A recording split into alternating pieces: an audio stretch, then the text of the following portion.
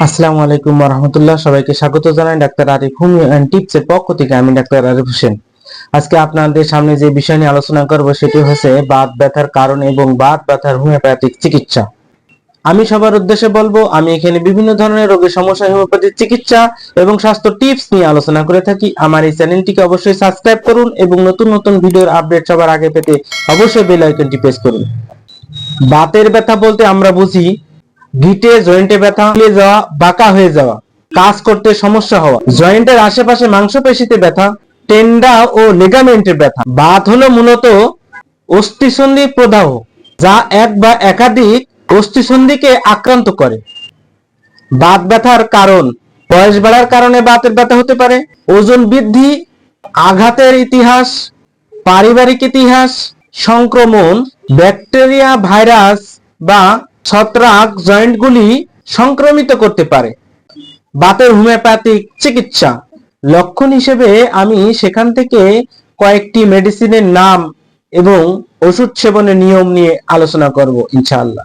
রাস্টক্স: হাত পায়ের বা অন্য কোনো অঙ্গের স্থানচ্যুতি, রাত্রে এবং বিশ্রামের সময় যন্ত্রণা বৃদ্ধি পায়, আবার চলাফেরা করলে বা শরীরে তাপ লাগলে আরাম বোধ করে। ঠান্ডা লেগে পৃষ্ঠদেশীয় মাংসপেশিতে ব্যথা, সকালের দিকে এবং ঠান্ডা আবহাওয়াতে পীড়ার বৃদ্ধি, সাধারণ স্নায়বিক এবং উত্তেজনা থাকে, অঙ্গ প্রত্যঙ্গ এবং সন্ধিসমূহে স্নায়ুশুল ঘটিত বাত, অনেক সময় ঠান্ডা স্থানে বসবাস হেতুর কারণে ব্যথা বাড়ে। শারীরিক দুর্বলতা বোধ, অসাড়তা, তিরিকাস্থ অঞ্চলের কম্পন বোধ, এই সকল লক্ষণে এটি খুবই ভালো উপকারী মেডিসিন। 200 অথবা 1000 শক্তির ওষুধ প্রয়োগ করা হয়ে থাকে। 2 ফোঁটা করে 2 বার সামান্য পানি সহ সেবন করতে হবে। গুয়েকাম: সাধারণ বাত ও গাউটের ব্যথার জন্য এটি ব্যবহৃত হয়ে থাকে। গাঁটে গাঁটে ব্যথা এবং ব্যথার জন্য অঙ্গ প্রত্যঙ্গ আক্রান্ত স্থান এতই আড়ষ্ট হয়ে থাকে যে রোগী তাহা প্রসারিত করতে পারে না। গরমে বৃদ্ধি, নড়াচড়া করিতেও বৃদ্ধি।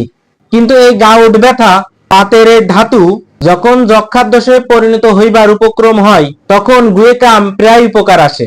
200 শক্তির ওষুধ 5 ফোঁটা করে সকাল বিকাল সামান্য পানি সহ খালি পেটে সেবন করতে হবে।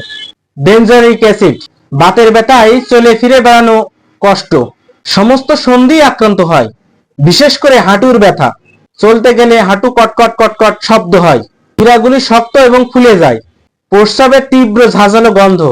গোনোরিয়া ও সিফিলিস গ্রস্ত রোগীদের ক্ষেত্রে গেটে বাত এই ওষুধ প্রয়োগ করলে খুব উপকার পাওয়া যায়। বেনজোইক অ্যাসিড 200 শক্তির মেডিসিনটি 5 ফোঁটা করে সকাল আর বিকাল সামান্য পানি সহ সেবন করতে হবে।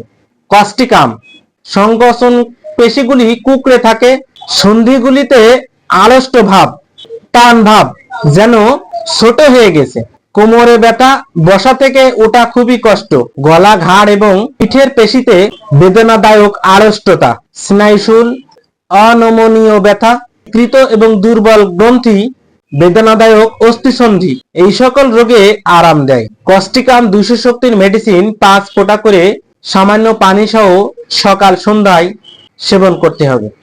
লিডাম্পাল: বাতের ব্যথা নিচ থেকে শুরু হয়ে উপরের দিকে ওঠে, রোগী নিস্তেজ হয়ে পড়ে, বিধে আছে এমন ছিঁড়ে ফেলার মতো দপ দপ করে, বাতের ব্যথায় নড়াচড়া করা যায় না এবং রাত্রে বেশি হয়। 200 শক্তির মেডিসিন 5 ফোঁটা করে সামান্য পানি সহ সকাল এবং সন্ধ্যায় খালি পেটে সেবন করতে হবে।